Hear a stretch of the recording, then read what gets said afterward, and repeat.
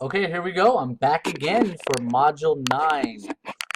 Welcome to Module 9. Module 9 is all about job satisfaction. How do you make people become satisfied with their jobs? Because ultimately, people who are satisfied with their jobs will produce better output. It'll be a value for your company. So once again, same old stuff. We have the Chapter 9 discussion board, which deals with what roles do attitudes play in job performance. And I'm sure you guys have worked with people who hate their job. They don't want to be there, and they just complain all day. That is very unhealthy. Always have a good attitude. Always, always, always. I was in the U.S. Air Force for 6 years. I just always had a good attitude, and there were many down times. Like I was down a lot, but I always make the best of my situation. There's also a quiz for this chapter, pretty standard, as you can see all right here. And then I'm going to start on this PowerPoint.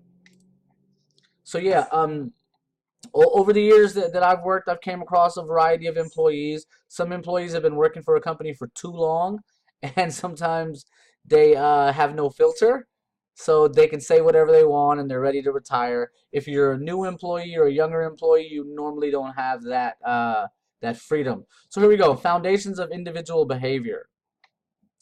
And I'm just going to cover one learning objective, and that's identify and focus goals of organizational behavior. So let's check it out.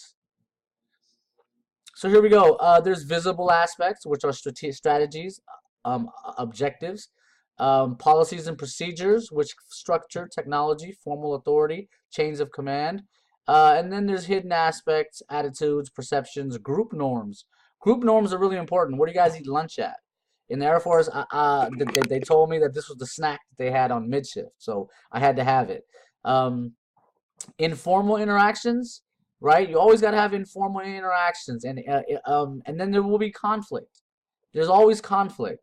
Some people say if you want to get a fire started, you start with a conflict. So it's always good to hear people's opinions.